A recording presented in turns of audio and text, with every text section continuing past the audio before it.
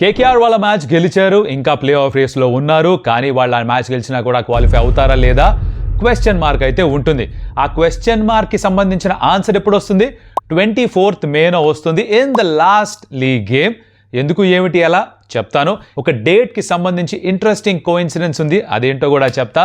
దాంతోపాటు the next game between Gujarat Titans and CSK, ఎవరికి ఎందుకు ఈ మ్యాచ్ ఇంపార్టెంట్ అది కూడా కాస్త మాట్లాడుకోవాలి. ఈ విషయాలన్నీ ఉన్నాయి కాబట్టి let's get started. Welcome to some tales. నా పేరు కౌశిక్ అండ్ కేకేఆర్ వాళ్ళ తర్వాత గేమ్ కూడా గెలిచారు. ఈ మ్యాచ్లో వాళ్ళు ఎంఐతో ఆడుతూ ఈడెన్ గార్డెన్స్లో వాళ్ళ బలానికి తగ్గట్టుగా ఒక పిచ్ తయారు చేసుకున్నారు. మీరు గమనించుంటే కనుక గుజరాత్ టైటన్స్తో ఆడినప్పుడు they wanted a flat batting track. ఎందుకు అంటే గుజరాత్ టైటన్స్ వాళ్ళ బౌలింగ్ని నలిఫై చేయడానికి, అంటే వాళ్ళ స్ట్రెంగ్త్ వాళ్ళ బౌలింగ్ కాబట్టి, వాళ్ళ ఫాస్ట్ బౌలర్స్ చాలా ఎఫెక్టివ్ కాబట్టి వాళ్ళని గేమ్లోంచి పక్క జరపాలి అంటే వాళ్ళకి ఎక్కువ హెల్ప్ ఉండకూడదు. అహ్మదాబాద్లో వాళ్ళకి హెల్ప్ ఉంటుంది, దే ఆర్ డెడ్లీ దేర్. అది తీసేయడానికి ఈక్వేషన్ నుంచి ఒక ఫ్లాట్ బ్యాటింగ్ పిచ్ తయారు చేసుకున్నారు. అక్కడ మీ బ్యాటింగా మా బ్యాటింగా చూసుకుందాం అనుకున్నారు. 247 కొట్టారు, మ్యాచ్ గెలిచారు. ఎంఐ తోటి what they realised is that అది కాదు చేయాల్సింది, ఇక్కడ స్లోవర్ సర్ఫేస్ తయారు చేద్దాం, మన స్పిన్నర్స్ని గేమ్లోకి తీసుకొద్దాం. మన స్పిన్నర్స్ కనుక ఎఫెక్టివ్గా ఉంటే ఎంఐని తక్కువ స్కోర్కి రిస్ట్రిక్ట్ చేయొచ్చు, మన దగ్గర ఉన్న బ్యాటింగ్తో గెలిచేయచ్చు.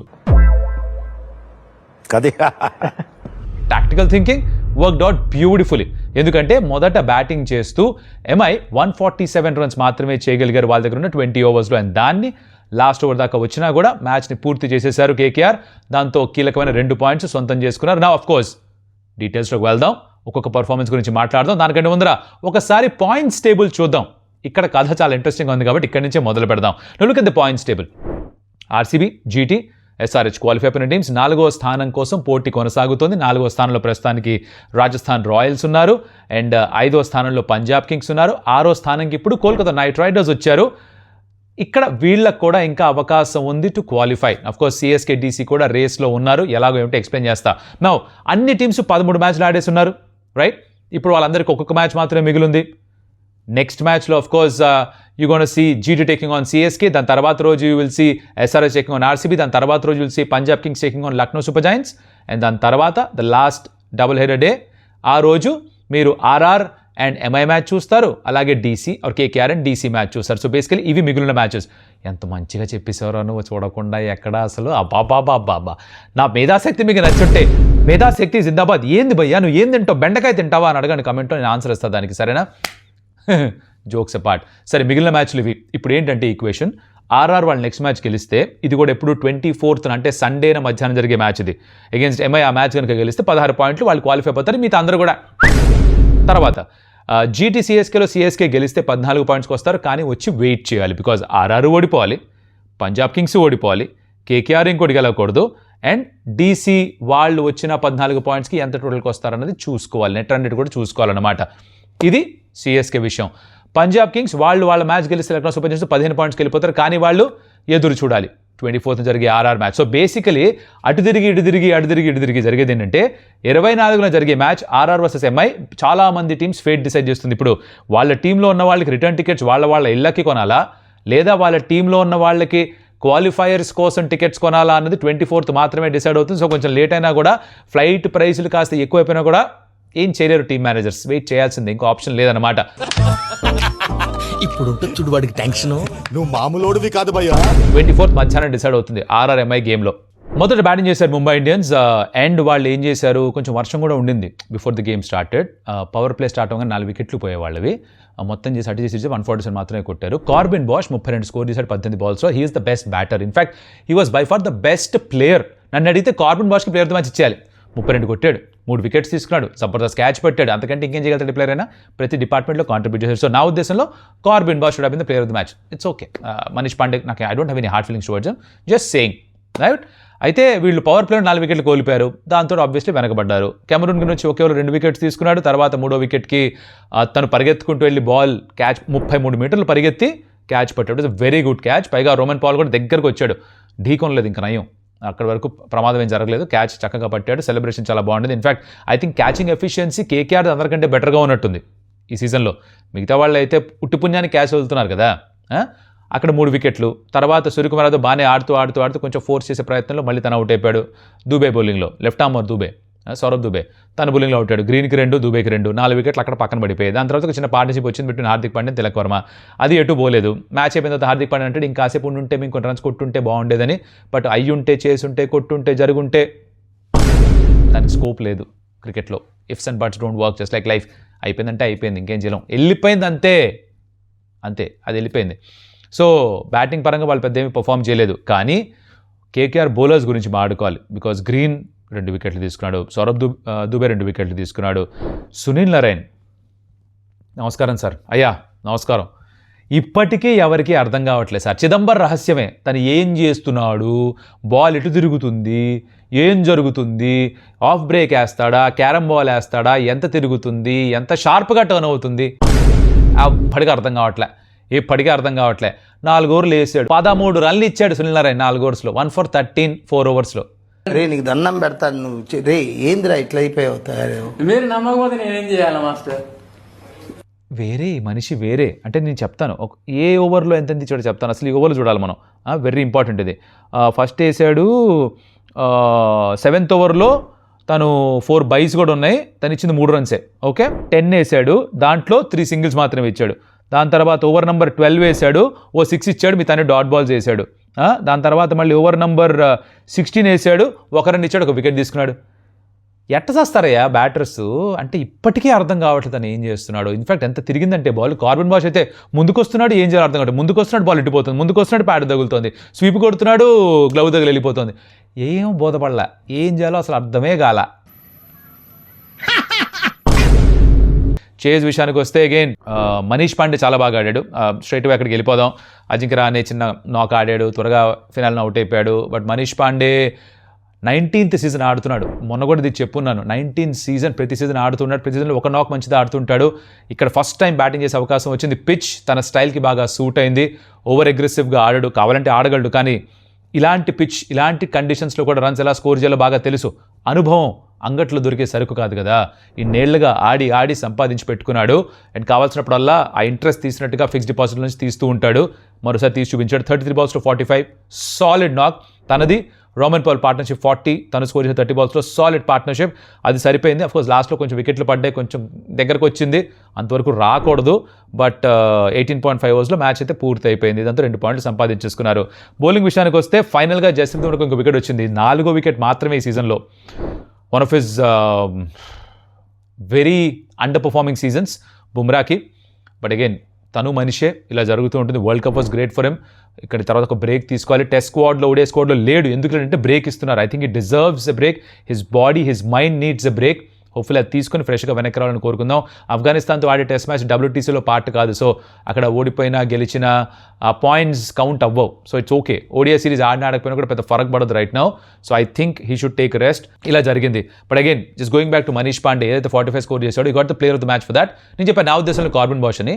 మీ ఉద్దేశంలో ప్లేయర్ ఆఫ్ ద మ్యాచ్ ఎవరు? సునీల్ నారాయణ అవ్వచ్చుగా? You can let me in the comments మీరేమనుకుంటున్నారో. Very important. POTM, player of the match, POTM అని పెట్టేసి మీ ప్లేయర్ ఎవరు పెట్టేసేయండి. Or man of the match, your wish boss, పెట్టేసేయండి అది. బట్ ఐ థింక్ కార్బన్ బాష్కి ఉండాల్సింది. But Manish Pandey interestingly 21st May match 20th May జరిగింది. బట్ అయిపోయేసరికి 21st 12 దాటేసింది కదా. తనకి అవార్డు వచ్చేసరికి 21st. సో 2009లో 21st మేన తను సెంచరీ స్కోర్ చేశాట. That happens to be the first century by Indian cricketer in IPL. 2009లో స్కోర్ చేశాడు మనీష్ పాండే. అప్పుడెప్పుడో చేశాడు. That is a great knock by him. Of course చాలా మంది గుర్తుంటుంది ఆ knock. If you watched IPL from first season మీకు డెఫినెట్గా హిట్ అవుతుంది. హైలైట్స్ చూడండి. చాలామంది తెలియదు మనీష్ పాండే ఎవరో. అట్లీస్ట్ గత 4-5-6 సంవత్సరాలుగా క్రికెట్ చూడడం స్టార్ట్ చేసిన వాళ్ళకి మనీష్ పాండే ఏం చేసేవాడు పెద్దగా తెలియదు. డామ్ గుడ్ ఫీల్డ్లో అండ్ వెరీ గుడ్ బ్యాటర్. కాస్త అన్కన్వెన్షనల్ కానీ రన్స్ బాగా స్కోర్ చేశారు. సో ఇంట్రెస్టింగ్లీ 21st మే తిరిగి మళ్ళీ player of the match awards అందుకున్నాడు. 6 years తర్వాత మళ్ళీ ప్లేయర్ ఆఫ్ ద మ్యాచ్ అయ్యాట. So congrats to him for that. So అలా ఈ మ్యాచ్ పూర్తయిపోయింది. అంకుష్ రఘువంశీకి చేతికి వేలికి దెబ్బ తగిలితే బయటికి వెళ్ళిపోయాడు. రైట్? అలా బయటికి వెళ్ళిపోతే మీరు బ్యాటింగ్ చేయలేకపోతే మీరు బ్యాటింగ్ చేయలేరు. సబ్స్టిట్యూట్ ఉండరు దానికి. కానీ ఇంట్రెస్టింగ్లీ కంకషన్ సబ్స్టిట్యూట్ తెచ్చుకున్నారు తేజస్వి రూపంలో. కంకషన్ సబ్స్టిట్యూట్ ఎలా అయ్యాడు? తర్వాత ఎంపైర్స్ చూపిస్తున్న దాన్ని బట్టి బాడీ లాంగ్వేజ్ అర్థమైందంటే తన నెక్లో ఏదో దెబ్బ తగిలింది, అందుకని కంకషన్ సబ్స్టిట్యూట్ అని చెప్పారంట. ఈ ఉన్న లాని బాగా వాడుకుంటున్నారని అనిపిస్తుంది నాకైతే. బికాజ్ క్లియర్గా ఎక్కడ తెలియదు. ఇదే ఎంఐ కూడా చేశారు. మిత్ శాంట్నర్ క్యాచ్ పడుతూ కింద పడ్డాడు, షోల్డర్ ఇంజురీ అని షోల్డర్ పట్టుకొని బయటకు వెళ్ళిపోయాడు. కానీ తర్వాత అన్నారు లేదు, తన తల కూడా తగిలింది, నెక్కి కొంచెం ఇష్యూ అయింది, అందుకని కంకషన్ సబ్స్టిట్యూట్ అన్నారు. దాని తర్వాత తను టోర్నమెంట్ నుంచి బయటకు వెళ్ళిపోయాడు. గుర్తుందా? సిమిలర్ థింగ్ ఇక్కడ కేకేఆర్ తరఫున కూడా జరిగింది. ఇదే ఎంఐ చేస్తే చాలామంది అంటారు ఏయ్ అంటారు, ఏయ్ ఎంపైర్స్ అందరూ అంటారు కదా, మరి ఇక్కడ కేకేఆర్ కూడా చేశారు. So there are ways you can sometimes use the loss your advantage. అది ఇక్కడ జరిగిందేమో అని అనిపిస్తుంది. బికాస్ క్లియర్లీ అంకుష్ రఘువంశీకి ఏమైందో మనకు తెలియదు, ఎప్పుడు తనకి ఆ కంకషన్ జరిగింది అన్నది ఆన్ ద ఫీల్డ్ అయితే ఆన్ ద కెమెరాస్ కనిపించలేదు. జరుగుండొచ్చు, we don't know, but on the camera అయితే కనిపించలేదు. So that's one thing that happened which is interesting. అది మ్యాచ్ మీద పెద్ద ప్రభావం ఏం చూపించలేదు ఏ మాట కా మాట, విచ్ ఇస్ మేబీ ఎంఐ కూడా పెద్దగా కంటెస్ట్ చేయలేదు. మేబీ ఒకవేళ the game was in balance, MI qualification was in question, అప్పుడు కంటెస్ట్ చేసి ఉండేవాళ్ళేమో, ఇక్కడ పెద్దగా పట్టించుకోలేదేమో, అంతవరకే చెప్పొచ్చు. సరే, ఇలా ఈ మ్యాచ్ అయిపోయింది. ఎంఐ బౌలింగ్ అంటారా, చెప్పుకోవడానికి పెద్దగా ఏమీ లేదు. దీపక్ చహార్ ఇంకా రాబిన్ విన్స్ కలిసి క్యాచ్ వదిలారు, ఏది నడవట్లే వాళ్ళకి. ఇన్ఫ్యాక్ట్ ఒక షోలో ఒక మాట అన్నాను, ఎక్కడో చదివినట్టు చిన్నప్పుడు గుర్తు, దట్ ప్రపంచంలో ఉన్న అందమైన కళ్ళు, అందమైన ముక్కు, అందమైన నోరు, అందమైన బుగ్గలు, అందమైన చెవులు, అందమైన ఫోర్ హెడ్, అందమైన జుట్టు, అందమైన కనుబొమ్మలు అన్నీ తీసుకొచ్చి పెట్టినా కూడా అందమైన మొహం కాదుట. అది అవ్వాలంటే దానికి ఒక కళ ఉండాలి, ఒక జీవం ఉండాలి. అది ఈసారి ఎంఐ టీంలో కనిపించలేదు. So that's what it is, right? ఇది ఇలా అయిపోయింది. Will talk about the preview. ఎక్కువ సమయం తీసుకొని దీని మీద, లైక్ ఆల్వేస్ రివ్యూలో ఎక్కువ మాట్లాడుకుందాం. It's between GT and CSK. ఈ పిచ్ పైన ఒకటే మ్యాచ్ ఆడారట. It's a red soil pitch that they going to use. ఇది నాకు ఎక్కడ తెలుస్తుందంటే, ఇంటర్నెట్లో ఆర్టికల్స్ దొరుకుతాయి, క్రిక్-ఇన్ఫో, క్రిక్ బజ్, క్రికెట్కి సంబంధించిన వెబ్సైట్స్లో మీకు ఆర్టికల్స్ ఉంటాయి, ప్రివ్యూస్ ఉంటాయి, అక్కడ చదువుకోవచ్చు. Because we work it Star Sports, కొన్ని సందర్భాల్లో మా స్టార్టర్స్ దగ్గర ఇన్ఫర్మేషన్ ఉంటుంది, అలా ఇన్ఫర్మేషన్ సేకరిస్తాం. Just in case somebody is thinking that ఎక్కడి నుంచి వస్తాయని. అంతకు మించి ఎవరి దగ్గర ఏం లేదు బొర్ర. అందరికీ ఇంటర్నెట్లో దొరికే ఇన్ఫర్మేషన్ ఎక్కడి నుంచి ఎవరో తయారు చేసి పెడతారు, దాన్ని సేకరించి దాన్ని మీకు తిరిగి మా మెథడ్లో ఇవ్వడమే. అందరూ చేసేది అదే. మేమేదో సృష్టించామని ఎవరైనా చెప్తే ఆడ పెద్ద బుస్ కొడుతున్నాడు మీకు, ఆర్ కొడుతుంది మీకు, depending on boy or girl, right? Basic point అది. అయితే 210 ఎంతో స్కోర్ చేసి ఆ రోజు ఆర్ఆర్ మ్యాచ్ గెలిచారట. They kind of was it Royals? I think it was RR only. They defended that score. అదొకటే మ్యాచ్ జరిగింది పిచ్ పైన.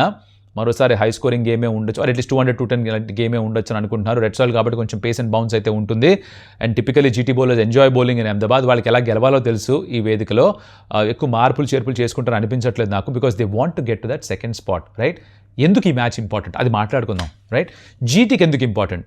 గెలిస్తే టాప్ 2లోకి వెళ్ళొచ్చు. రైట్ నో సెకండ్ స్పాట్లో ఉన్నారు. డిపెండింగ్ ఆన్ ఎస్ఆర్హెచ్, ఆర్సీబీతో గెలిచినా గెలవకపోయినా వీళ్ళు గెలిస్తే సెకండ్ స్పాట్లో ఉండిపోవడం కొంచెం పాసిబుల్. నెట్ రన్ రేట్ కూడా 0.05 better than SRH at this point of time. So they want to win. Net run రేట్ని పక్కన పెట్టేసి వాళ్ళు గెలవాలనుకుంటారు. గెలిస్తే టాప్ 2లో ఉంటారు. టాప్ 2లో ఉంటే అడ్వాంటేజ్ ఏంటి మీకు తెలుసు అని నాకు తెలుసు. కమెంట్లో చెప్పండి, అప్పుడు నాకు అర్థమవుతుంది మీకు తెలుసని. లేదంటే ఏంది భయ్యా అంటారా, కమెంట్లో పెట్టండి. నెక్స్ట్ వీడియోలో దీని గురించి మాట్లాడుకుందాం, డీటెయిల్గా మాట్లాడుకుందాం మనం. So they would want to win this. సిఎస్కేకి ఏంటి, గెలిస్తే జలబల జింక్స్ జరిగి వాళ్ళు ఓడిపోయి వీళ్ళు ఓడిపోయి ఇదంతా జరిగి ముందు బూస్తని వీళ్ళు క్వాలిఫై అవ్వచ్చు. అలా దాన్ని ఏమంటారు, బైపాస్ రోడ్లో వెళ్ళి క్వాలిఫై అవ్వచ్చు వీళ్ళు. ఆ పాసిబిలిటీ అంటే they have to win. That is what is at stake. So GT పెద్దగా మార్పులు చేస్తారనుకోని they'll play their best side. Sai Sudharsan incidentally ఇక్కడ ఒక 50 స్కోర్ చేస్తే వరుసగా 550 అవుతుంటా. ఇది కొంతమంది చేస్తున్నారు కాంపిటీషన్లో. David Warner is one of them. ఇంకా కొంతమంది ఉన్నారు, మీకు తెలిస్తే కనుక కమెంట్లో చెప్పండి. ఎందుకు కమెంట్లో చెప్పండి అంటే, నాకంటే ఎక్కువ స్టాట్స్ మీకే తెలుసు. నేను ఒక నంబర్ అటు ఇటు చెప్తే తక్కువ మనకు 100 మంది పెడతారు కదా, ఏంది భయ్యా ఇది చెప్పావని. అందుకనే నేను చాలా జాగ్రత్తగా ఉంటాను మీతోటి. నేను అంత స్టాట్స్ మనిషిని కాదు, నేను ఫీల్ మనిషిని. నేను ఎక్కువ స్పోర్ట్ని, స్ట్రాటజీని చూసి ఆస్వాదించే మనిషిని, నంబర్ల మనిషిని కాదు. నాకు నంబర్ల పిచ్చి లేదు. సో నేను ఎక్కువ దాని మీద ఫోకస్, అది నా స్ట్రెంత్ కాదు, మీ స్ట్రెంత్ అది నాకు తెలుసు. Because you guys follow numbers like crazy. అందుకని మీకే స్టాట్స్ వదిలేస్తూ ఉంటాయి చాలా సందర్భాల్లో. అందుకని మీరే కామెంట్లో చెప్పండి, మిగతా వాళ్ళు కూడా చూస్తారు, నేను చూసి నేర్చుకుంటా. So yeah, fifth half century అవుతుంది దానికి వరుసగా. That's one thing to look forward to for Sai Sudarshan. వాళ్ళ బ్యాటింగ్ సరే, బౌలింగ్ సరే, వాళ్ళు ఎలా అయితే క్వాలిఫై అయ్యారో that's brilliant. Of course CSK కంటారా, వాళ్ళ ప్రాబ్లమ్స్ వాళ్ళకు ఉన్నాయి. రుతురాజ్ గైక్వాడ్ పెద్దగా రన్ స్కోర్ చేయట్లేదు. క్రితం మ్యాచ్లో అయితే స్ట్రైక్ రేట్ 75 మాత్రమే. తనపైన బోల్డ్ విమర్శలు వస్తున్నాయి. తనపైన కాస్త ప్రెషర్ పెరుగుతుంది బయట నుంచి అంటున్నారు. సంజు శాంసన్ బాగా ఆడుతున్నాడు. తను ఇంకొక 40-50 రన్స్ కొడితే 500 రన్స్ అవుతుంది తనకి. సెకండ్ టైం మాత్రమే అవుతుంది సీజన్లో 100 పరుగులు. Is done well. తర్వాత బ్రెవిస్ కార్తిక్ శర్మ వీళ్ళందరికీ ఇంకో అవకాశం, సరే బౌలింగ్ యూనిట్ కూడా వాళ్ళకు ఛాన్స్, రూల్ పట్ల కూడా చూసే ఛాన్స్ ఉంది అక్కడ అహ్మదాబాద్లో. These are the things that to look forward to. అంతకుమించి పెద్ద ఏమీ లేదు. సో మ్యాచ్ చూడండి, మ్యాచ్ ఎంజాయ్ చేయండి, ఏం జరుగుతుంది దాని రివ్యూలో మనం ఆడుకుందాం, సరేనా? ఇప్పటిదాకా వీడియోస్ ఉంటే thank you so much for that. Like the video, share with your friends and subscribe to Stamp Tales. మరొక మళ్ళీ కలుస్తా, అప్పటిదాకా సెలవు. అడియోస్ అమిగోస్.